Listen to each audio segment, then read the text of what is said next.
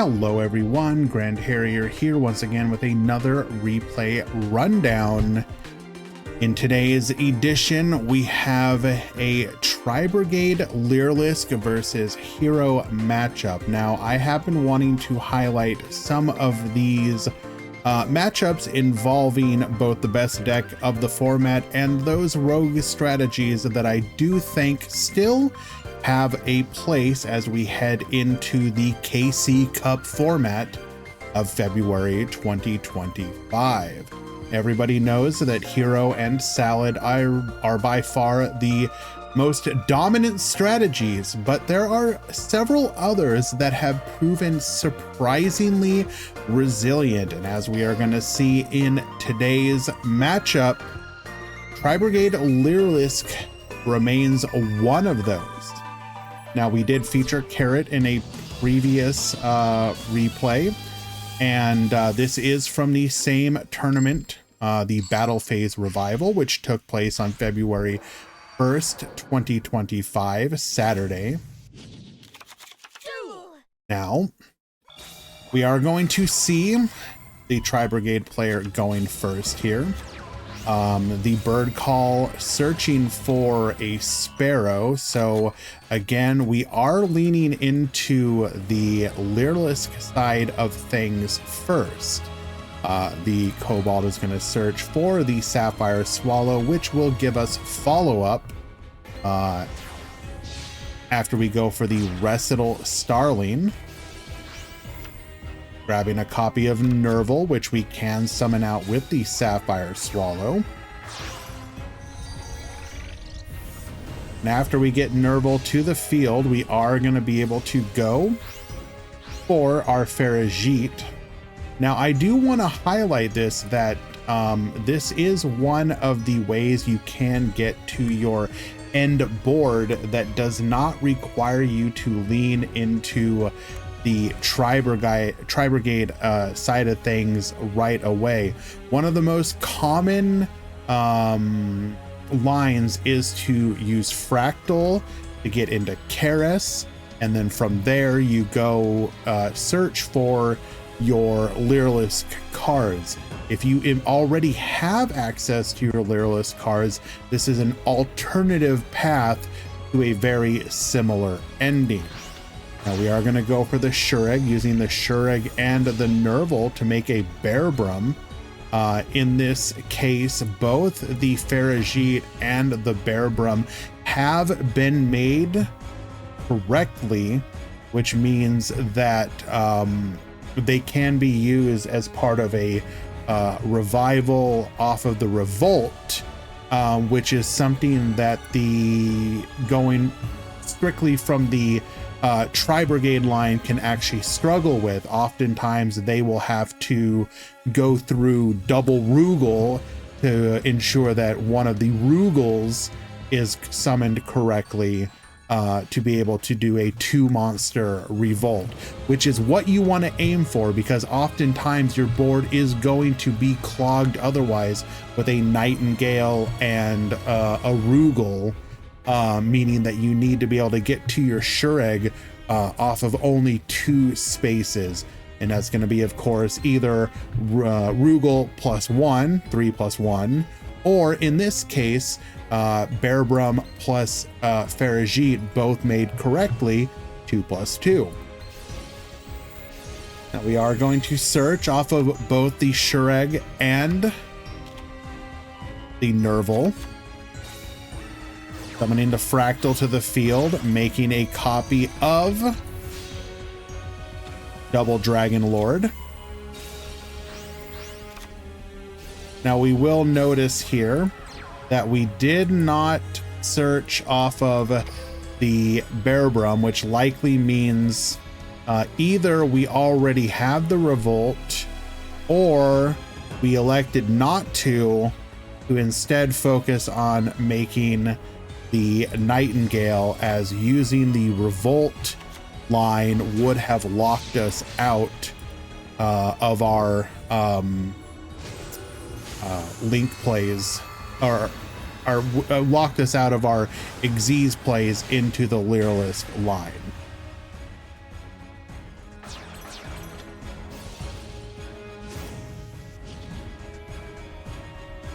Okay. Skill, getting us another card. Now we set one back row. This could be Revolt. It should be noted that in this situation, if we want to Revolt, we will have to activate our Double Dragon Lords first, sending itself off of the field as a form of interruption to open up the 2 zones. Now we do use the Nightingale effect. This is, of course, one of the most important aspects of this particular matchup, and in fact just the game plan of Tri-Brigade Lyrilusc in general, which is you must survive. Assembled Nightingale successfully resolving means you will survive. If your opponent cracks your board, that's fine. You can rebuild it on the next, but you need to survive. So we're going to activate our skill here. Going for Armed Dragon level 10. Now we do allow this to resolve, which means we're going to lose the Rugal. Perhaps did not toggle on correctly. That said, doesn't matter. Gonna return it to the hand, lose the Rugal, goes for the Neos fusion into the Brave Neos with the Crosskeeper. Gonna go for a draw here, return 1, set 3. We do have the Revolt, so in this case, because we have the Rugal available to us, we are going to bring it as well as a Nerval back. This is usually the way you would like to do it, because the Nerval going to the graveyard is going to give you an additional search. We go for the banish of the Brave Neos. By doing so, we ensure that our opponent's super polymerization is going to be offline. Now we are staring down against 3 back row. Most likely one of them is a super poly, so we can assume that one is dead, but do not forget Hallowed Life Barrier, Rainbow Life are ways that we can survive and are being played in these hero strategies. Now we go for Tenki, adding a copy of Fractal to the field. Not sure about summoning and then sending itself to the graveyard. Might have been a misclick. Do keep in mind this is far into the tournament, but doesn't matter. We're going to be able to grab a copy of Kit here using the Karas, sending the Kit to the graveyard. This will trigger our Shureg effect. Now keep in mind as well, this is a non-target banish, which means you, as a hero player, have to assume there's a 33% chance they are going to hit the card that you don't want them to hit. Now, you are most likely afraid of activating anything because you don't want to. If you activate something, you know that they're then going to target one of the things that you didn't activate. But in this case, because we didn't activate the Rainbow Life, it does mean that having lost it, we are losing one of our ways to ensure our survival. Following up, we do have an MST hitting the super polymerization. And we will find that our opponent has nothing to stop our lethal push. In that scenario, you should activate the Rainbow Life. Don't assume your opponent, don't gamble on whether or not you're going to win or lose. Ensure that you get to the next turn. Go to game 2.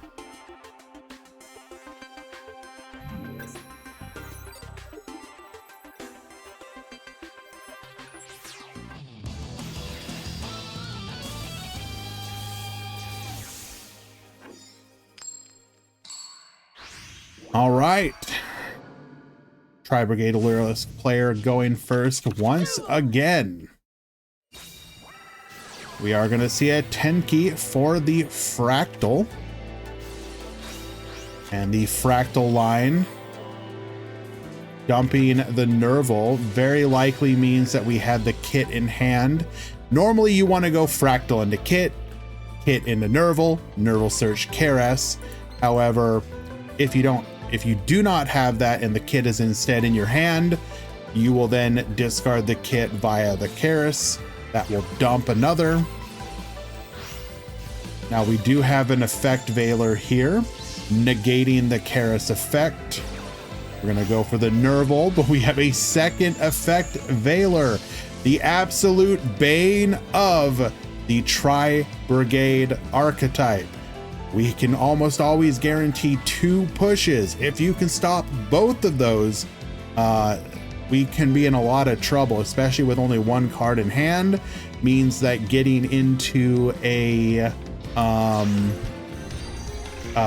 Lyrilusc line is almost assuredly cut off. And we are going to go for a skill activation, recycling and adding. We do have the special summon off of the Farigite available to us, which is going to bring out a Fractal. Goes for the Bearbrum. Going to draw a discard, and unfortunately, we did not have another card in hand. If we had somehow been able to have 2 cards in hand, we could have used the Bearbrum effect, bring back a monster from our banishment. In this case, you would likely bring back the kit or the Fractal to go into your another link play to then get into your Revolt. Unfortunately, we don't have that. We end on an extremely weak board, and even though the hero player is down 2 cards, it's going to be exceptionally easy for us to crack this. Now we do reveal that we are on the Aurora Paragon version. Now this is really fascinating. For those of you that don't know, this particular variant of hero is running Aurora Paragon, which stops you from special summoning. Both players are locked out of special summoning. However, it will be destroyed when a normal summon occurs. That said, one of the ways it does get around this is by running the Phantom Knight package. You can discard any of the Phantom Knights, which will eventually get you to your boots, or your cloak, sorry, which will be able to search for something like your wings to protect the Aurora Paragon, meaning that you're going to keep that special summon lock through the rest of that turn. Now we do not have a lethal here. We do show that our face down was a bird call.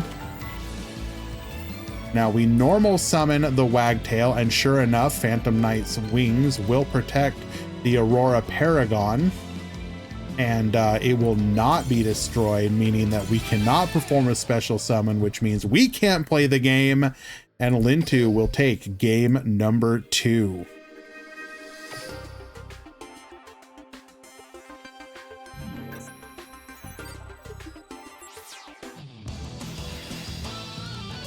Alrighty, game number 3. Yeah, the Aurora Paragon version is just a fascinating variant. I do wonder how much more it will grow in popularity. It does seem to be in its nascent stages as of this moment. Okay, so very interesting. We are going to start off with a Fractal dumping the Wagtail. Wagtail is going to be resummoned using the Barrel Canary, searching for a Bird Call. Bird Call searching for the Sapphire Swallow, summoning out the Cobalt. Our hand was almost exclusively our Lyrilusc line. You wouldn't even be able to tell that we were on the Tri-Brigades if we hadn't used that Fractal in the beginning. And again, that is one of the strengths of this deck. The Lyrilusc strategy is one that a lot of decks can have trouble with. And while you are running a slightly slimmer package compared to the pure bird variant, it's not that much far off. So you still have many of the strengths of pure Lyrilusc while having the benefits of the Tri-Brigade line. We are going to see Sapphire into Warbler, allowing us to go for an Ensemble Robin, which is going to give us triple bounce. Now, very fascinating here. A lot of the Tri-Brigade Lyrilusc variants are not on Ensemble Robin. They're actually running double Recital Starling. So this is something to consider, that because you can, so the reason you might run Recital Starling at 2 is it does allow easier lethal lines with the crashing via the assembled Nightingale protection. That said, if you were willing to give that up, adding the Ensemble Robin is going to give you more forms of disruption if you find yourself in a scenario such as this, where you had to access primarily your Lyrilusc line. We do activate our effect here, discarding the Nerval, getting the Search. We're going to go for the Neos Fusion into the Brave Neos.